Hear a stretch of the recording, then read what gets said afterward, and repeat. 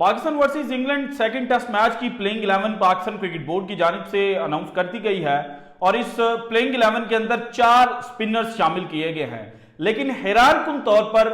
वो fast bowler जिनके बारे में यह कहा जा रहा था कि ये इस प्लेइंग 11 का लाजमी हिस्सा होंगे, वो टीम से ड्रॉप कर दिए गए हैं। तो अब एक नई डिबेट पाकिस्तान क्रिकेट के इनर सर्कल्स के अंदर छिड़ चुकी है कि आया जो मीर हमजा को टीम से बाहर रखा गया है सेकंड टेस्ट मैच में भी, ये किसी की पोजीशन बचाने के लिए क्या किया गया है? क्या शाहीन शाह अफरीदी के हवाले से चीजें जो हैं वो सारी प्लान आउट की जा रही हैं कि जब पाकिस्तान के फास्ट बॉलर यहां पर विकेट नहीं ले पाएंगे तो देन अगेन जो अवाम है वो कहेगी कि इससे बेहतर था कि शाहीन शाह अफरीदी जो हैं उनको टीम का हिस्सा बना लिया जाए। तो इसके ऊपर जो डिटेल्स हैं वो आज की वीडियो में मैंने आपके साथ शेयर करनी है। इसके अलावा जो प्लेइंग 11 अब सामने आई है, इसको देखकर क्या पाकिस्तान का सेकंड टेस्ट मैच जीतने का जो चांस है वो बन चुका है, और पाकिस्तान ने अगर जीतना है तो उसके लिए पाकिस्तान को क्या कुछ करना पड़ेगा, इसके ऊपर भी जो आज की वीडियो है उसमें डिटेल्स मैंने आपके साथ शेयर करनी है। लेकिन सबसे पहले दो टॉपिक इस वक्त पाकिस्तान के अंदर जनाब जिस तरह से जंगल के अंदर आग फैलती है उस तरह से वायरल हुए हैं। नंबर 1 फखर जमान का ट्वीट, और क्रिकेट के इनर सर्कल्स में भी ये ट्वीट जो है वो बड़ा नागवार गुजरा है। और इसके अलावा कुछ सहाफी जो हैं उन्होंने भी इसके ऊपर जो ऑब्जेक्शंस जो हैं वो रेज किए हैं। शुएब जट साहब, आपको पता है बाबर आजम से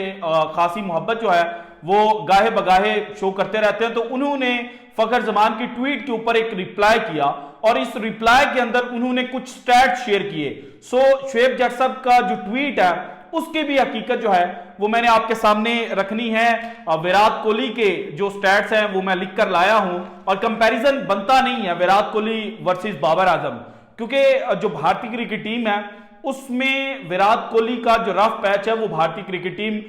उसको इंजॉय कर सकती थी या उसको लंबा लेकर चल सकती थी। लेकिन पाकिस्तान क्रिकेट का हाल ये है कि अगर बाबर आजम रन स्कोर करेगा तो तभी पाकिस्तान के जो चांस हैं वो बनते हैं, और अगर बाबर आजम रन स्कोर नहीं करता तो पाकिस्तान क्रिकेट टीम जो है वो हार जाती है। 2023 से लेके अब तक हम इसी चीज को देख रहे थे। सो इसके ऊपर भी जो डिटेल्स हैं वो मैंने आपके साथ शेयर करनी है। लेकिन सबसे पहले पाकिस्तान के वो कप्तान जिन्होंने पाकिस्तान को लास्ट आईसीसी ट्रॉफी जो है वो जितवाई थी, सरफराज अहमद साहब, उनके साथ एक तारीखी जाती जो है वो पाकिस्तान क्रिकेट बोर्ड की जो नई सिलेक्शन कमेटी है उसकी जानिब से की गई। और जो इनिशियल डिटेल्स इस वक्त सामने आई हैं उनके मुताबिक जब सेकंड टेस्ट मैच के हवाले से प्लानिंग की जा रही थी तो सरफराज अहमद उस मीटिंग का हिस्सा थे जिस मीटिंग के अंदर यह डिसाइड किया गया था कि बाबर आजम, शाहीन शाह अफरीदी और नसीम शाह जो हैं इन तीनों को सेकंड टेस्ट मैच से आउट किया जाएगा। और सरफराज अहमद ने वहां पर कुछ सवाल भी उठाए थे जिनमें फिटनेस टेस्ट को लेकर बात हुई थी कि ये बार बार फिटनेस टेस्ट क्यों लिए जा रहे हैं। तो इसके बाद यह हुआ कि जब वो मीटिंग एंड हुई तो बाद में जब second and third test match के लिए स्क्वाड अनाउंस किया गया तो उसमें सरफराज अहमद को ही नहीं रखा गया, यानी कि वो बंदा जिसको बिठाकर सारी प्लानिंग की जा रही है बाद में उसी बंदे को जो किक आउट है वो पाकिस्तान क्रिकेट बोर्ड की जो नई सिलेक्शन कमेटी है उसकी जानिब से कर दिया गया है। और मेरा अपना ये जाती ख्याल है कि चूंकि सरफराज अहमद ने पाकिस्तान को लास्ट आईसीसी ट्रॉफी जितवाई थी और उनकी एज ऐसी हो चुकी है कि अब उन्होंने दिन ब दिन जनाब जो बूढ़ा है वो होना है, उनके रिफ्लेक्सेस जो है वो भी कमजोर होने हैं। सो इसलिए बेहतर यह था कि अगर पाकिस्तान क्रिकेट बोर्ड के जो प्लान है उसमें सरफराज अहमद नहीं थे तो फिर सरफराज को बांग्लादेश के खिलाफ जो टेस्ट मैच है वो दे देना चाहिए था और उनको कहना चाहिए था कि ये आपके लिए हमारी तरफ से एक गिफ्ट है। अगर आप हैप्पी एंडिंग और हैप्पी नोट के ऊपर चीजों को छोड़ना चाहते हैं तो आप अपनी रिटायरमेंट जो है वो अनाउंस कर दें और एक हेल्थी जो इन्वायरमेंट है उसमें सरफराज अहमद जो है वो रिटायरमेंट लेते। लेकिन अब सूरत हाल ये है कि किसी ना किसी दिन सरफराज अहमद साहब टीवी पर आएंगे और या वो जनाब ट्वीट करेंगे कि मैंने जो क्रिकेट खेलनी थी पाकिस्तान के लिए वो खेल चुका हूं और अब जनाब क्रिकेट के अलावा और क्रिकेट में जो मैनेजमेंट ड्यूटीज हैं उनकी जानिब में बढ़ने जा रहा हूं। सो सरफराज अहमद का जो चैप्टर है वो जनाब जो second and third test match का स्क्वाड आया था उसके बाद ऑलमोस्ट क्लोज हो चुका था। लेकिन अब जो डिटेल सामने आई है कि उस मीटिंग में जहां सरफराज अहमद को बिठाकर सारी प्लानिंग की गई थी,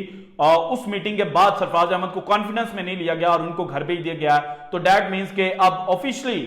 जो सरफराज अहमद का चैप्टर है पाकिस्तान क्रिकेट के लिए वो जनाब क्लोज हो चुका है। अब आते हैं बाबर आजम की जानिब, और फखर जमान का ट्वीट आपको मालूम होगा जहां पर उन्होंने विराट कोहली के साथ जो कंपैरिजन है वो ड्रॉ किया था। तो इस ट्वीट के रिप्लाई में जो शुएब जाट साहब हैं उन्होंने फिर ट्वीट किया और इस ट्वीट के अंदर लिखा, प्यारे फखर जमान, 2020 से 2023 तक भारत ने 16 टेस्ट मैच जीते। इस दौरान कोहली ने 2 सेंचुरियां 850 स्कोर की। वो कभी भी मुसलसल 18 इनिंग्स में नाकाम नहीं हुए। इस दौरान इन्हें 2022 में कप्तानी भी छोड़नी पड़ी थी। बाबर बासलाहियत हैं फॉर्म हासिल करने के लिए। इन्हें या इनके हवारियों को प्रेशर दिलवाने के बजाय डोमेस्टिक का इज्जत देनी चाहिए, जैसे सब मेहनत करके देते हैं, ना कि ब्लैक मिलिंग करके भारतीय टीम के अदादोशुमार। और फिर नीचे जो क्रिक इन्फो है उसके स्टैट्स जो हैं और उसका जो लिंक है वो इन्होंने शेयर किया। तो भाईजान शुएब जट साहब से पहले एक और भी पाकिस्तान के गालिबन अब एक्स क्रिकेटर ही हो चुके हैं, उन्होंने टीवी के ऊपर कुछ स्टैट शेयर किए थे और बाद में अपने यूट्यूब चैनल के ऊपर भी स्टैट शेयर किए थे कि ये जनाब मेरे स्टैट्स हैं और मैं वर्ल्ड कप में T20 वर्ल्ड कप में बाबर आजम से अच्छा परफॉर्म कर चुका हूं। लेकिन जब उनके जो स्टैट्स हैं उनको जनाब मजीद स्टडी किया गया तो ये चीज सामने आई कि उस खिलाड़ी के जो स्टैट्स थे और उसमें जो नुमाया फिगर्स थे वो उस टीम के खिलाफ थे जो उस वक्त में टीम बिल्कुल हल्की समझी जाती थी और जिस मुल्क का दिल करता था वो उस टीम के बॉलर्स को चपेड़े मार के चले जाते थे। सो बाद में जब जो बाबरियंस हैं उन्होंने ये चीजें शेयर की तो वो अगेन गुस्सा करके थे कि ये प्रोपेगेंडा कैंपेन जो है वो मेरे खिलाफ रन की जा रही है। लेकिन हकीकत ये थी कि अवाम ने खुद जो स्टैट्स हैं वो अहमद शहजाद साहब को दिखाए थे और अहमद शहजाद साहब ने अपना क्लेम किया, उनके अपने फैक्ट्स थे, लेकिन डीप स्टडी भी किसी चीज का नाम है और शुएब जट साहब ने भी किया। तो मैंने फिर सोचा कि यार कहीं फखर जमान को गलती तो नहीं लग गई जो उसने ट्वीट कर दी इतनी बड़ी, और फखर जमान को ऐसा नहीं करना चाहिए था। तो जब मैं स्टडी करने बैठा तो टेस्ट क्रिकेट के अंदर 2019 में विराट कोहली ने 22 नवंबर को जब बांग्लादेश के खिलाफ मैच खेला तो उसकी फर्स्ट इनिंग के अंदर 136 रन स्कोर किए।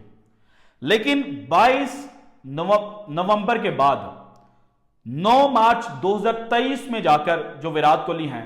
उन्होंने अगेंस्ट ऑस्ट्रेलिया 186 रन की जो इनिंग है वो खेली थी। और इस दौरानिये में जो जनाब 2020 से लेके 2022 का दौरानिया बनता है, एंड 2022 तक की बात है, उसमें विराट कोहली के 20 मैचेस थे टेस्ट क्रिकेट के, 36 इनिंग्स जो हैं उन्होंने बैटिंग की, 917 रन उन्होंने स्कोर किए। और विराट कोहली का जो कैलिबर है वो 26.20 की एवरेज वाला नहीं है, ये हर बंदा मानता है। सो विराट कोहली जो 50 की एवरेज से बैटिंग करने वाला खिलाड़ी है वो अगर अपने रफ पैच में 26.20 की एवरेज से रन कर रहा है तो दैट मींस कि उसका रफ पैच चल रहा था। और जो बात आपने की है कि उन्होंने इतनी सेंचुरी स्कोर की, इतने टेस्ट मैचेस जीते, तो विराट कोहली जब आउट ऑफ फॉर्म हुए तो रोहित शर्मा का बल्ला चला। रोहित शर्मा अगर रन स्कोर नहीं करते तो वहां पर चेतेश्वर पुजारा थे, चेतेश्वर पुजारा रन स्कोर नहीं कर पाते तो वहां पर एजेंके रेहाने थे, एजेंके रेहाने अगर स्कोर नहीं कर पाते तो जनाब जो उनके डोमेस्टिक क्रिकेट के लड़के थे, जो यंगस्टर्स थे, उन्होंने टीम को उठाया। ऋषभ पंत की एग्जांपल सबके सामने है। इसके अलावा जनाब रविचंद्रन अश्विन, वो भी जब भारत के अंदर मैच होता है तो ना सिर्फ बॉलिंग के थ्रू कंट्रीब्यूट करते हैं बल्कि अपनी बैटिंग के थ्रू भी कंट्रीब्यूट करते हैं। बांग्लादेश के खिलाफ पहला टेस्ट मैच में जनाब हमने देख लिया, इसके अलावा रविंद्र जडेजा। लेकिन पाकिस्तान की बदकिस्मती यह है कि बाबर आजम अगर फेल हुए हैं तो उसी वक्त में अब्दुल्ला शफीक का जो बल्ला है वो भी रन करना भूल गया। शान मसूद के हवाले से यह कहा गया कि भाईजान 28 की एवरेज वाले को आपने कप्तान बना दिया, जिसको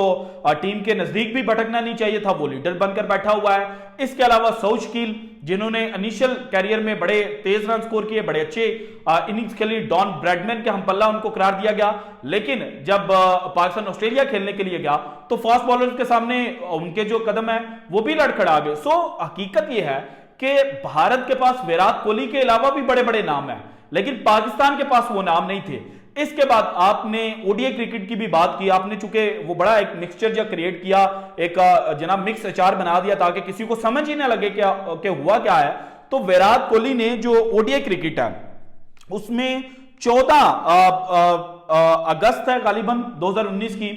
इसमें लास्ट सेंचुरी स्कोर की थी, 114 रन वेस्ट इंडीज के खिलाफ नॉट आउट थे। लेकिन इस इनिंग के बाद 10 दिसंबर 2022 में अगेन अगेंस्ट बांग्लादेश जाकर 113 रन की इनिंग खेली, और इस दौरानिया में भी जो विराट कोहली के ओडीआई क्रिकेट के अंदर रन हैं वो है 23 इनिंग्स के अंदर 862 और 37.48 की एवरेज है, और 9 50 इन्होंने स्कोर की, कोई सेंचुरी इनके खाते में नहीं थी। और अगर आप ये देख रहे हैं कि बाबर आजम ने 18 इनिंग्स के अंदर 50 स्कोर नहीं की, तो फिर एक प्लस पॉइंट तो बाबर के पास भी है कि बाबर आजम अगर 18 इनिंग्स में फेल हुए हैं तो उसमें सिर्फ एक दफा एक इनिंग ऐसी आई जिसमें बाबर आजम जो है वो डक के ऊपर आउट हुए, जबकि विराट कोहली टेस्ट क्रिकेट में जो उनका रफ पैच आया इसमें 36 इनिंग्स में 4 दफा जो डक है उसके ऊपर आउट हुए, और जो ओडीआई क्रिकेट है इसमें 2 दफा वो डक के ऊपर आउट हुए, जबकि बाबर आजम ओडीआई क्रिकेट में भी सिर्फ एक दफा डक के ऊपर आउट हुए हैं। और व्हाइट बॉल फॉर्मेट जो है उसमें बाबर आजम का जो बल्ला है वो रन स्कोर कर रहा है, लेकिन यहां पर भी आपने फिर कहना है कि बाबर आजम ने जो सेंचुरी स्कोर की वो तो बड़ी हल्की टीमों के खिलाफ थी, उसमें जनाब एक नेपाल की टीम थी 151 वाली, दूसरी आप कहेंगे कि जो न्यूजीलैंड के यंगस्टर्स थे उनके खिलाफ सेंचुरी स्कोर की थी। तो मेरे प्यारे भाई, जो न्यूजीलैंड के यंगस्टर्स पाकिस्तान के खिलाफ 2023 के आगाज में खेले थे, उन्होंने ही बाद में जाके वर्ल्ड कप में तबाही मचाई थी, वही जो नाम है वो बाद में आईपीएल के महंगे तरीन जो खिलाड़ी थे उनके अंदर शामिल हुए थे। सो आपने जो फैक्ट्स हैं उनको मैनिपुलेट करना है करें, लेकिन फिर जनाब इंतजार भी कीजिएगा, क्योंकि आप के जो चाहने वाले हैं वो भी फिर आपको जवाब जो है वो देंगे। इसके बाद जनाब Pakistan versus England, first test match हम सब ने देखा, पाकिस्तान की तारीखी धुलाई हुई और अब पाकिस्तान पुराने पैटर्न के ऊपर चला गया है। पुराना फार्मूला पाकिस्तान ने अपनाया है, और पुराना फार्मूला यह है कि जनाब जो रिवर्स स्विंग है उससे एडवांटेज गेन किया जाएगा, और इसके अलावा स्पिनर्स जो हैं उनके थ्रू अटैक जो है वो किया जाएगा। सो इसीलिए 4 स्पिनर्स पाकिस्तान की प्लेइंग 11 का हिस्सा बने हैं, और अगर जनाब नाम आपने अभी तक नहीं सुने तो मैं आपको बता देता हूं, जाहिद महमूद जो हैं वो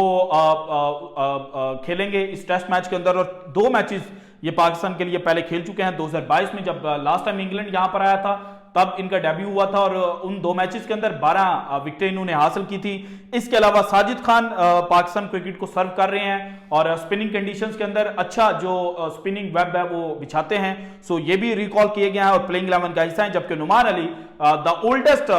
man of Pakistan cricket right now, ये भी पाकिस्तान की जो प्लेइंग 11 है उसका हिस्सा है। 15 मैचेस के अंदर 28 इनिंग्स में बॉलिंग इन्होंने की और 47 विकेट्स इनके खाते में, और ये भी स्पिनिंग कंडीशंस के अंदर जो ऑपोजिशन टीम है उसको फंसा सकते हैं। लेकिन जो असल सवाल है वो ये है कि मीर हमजा को प्लेइंग 11 के अंदर क्यों जगह नहीं मिली और आमिर जमाल को क्यों जगह दी गई। तो इसमें जो इस वक्त बताया जा रहा है वो यह है कि मीर हमजा नई गेंद के साथ बॉलिंग जो है वो ज्यादा अच्छी करते हैं, जबकि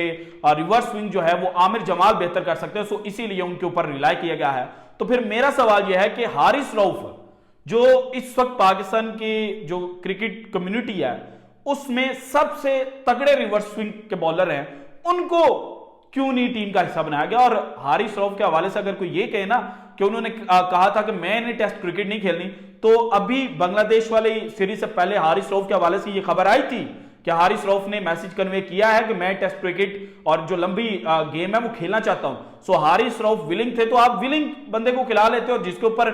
जनाब एक तो वो फ्रेश था, दूसरा उसकी बॉल के अंदर पेस भी है, तीसरा वो रिवर्स स्विंग का आर्ट जो है वो भी जानता है। सो बेहतर ऑप्शन तो वो था। लेकिन फिर जनाब अगर हारिस रऊफ खेल लेते और वो रिवर्स स्विंग कर जाते, पेस के साथ कर जाते, तो अगेन प्रॉब्लम होता कि जिन बॉलर्स को रेस्ट के नाम पर बाहर किया गया है उनको वापस टीम के अंदर कैसे जगह देते। सो इसीलिए जनाब जो मीर हमजा हैं उनको बाहर बिठाया गया है ताकि जो अवाम है वो ये कहे कि नहीं जनाब इससे अच्छा तो हमारे पास शाहीन और नसीम ही थे। ये वो वाहिद रीजन है जो मेरी नजर में जनाब मीर हमजा के बाहर होने किया। इसके अलावा कामरान गुलाम का डेब्यू है और कामरान गुलाम डोमेस्टिक के परफॉर्मर है,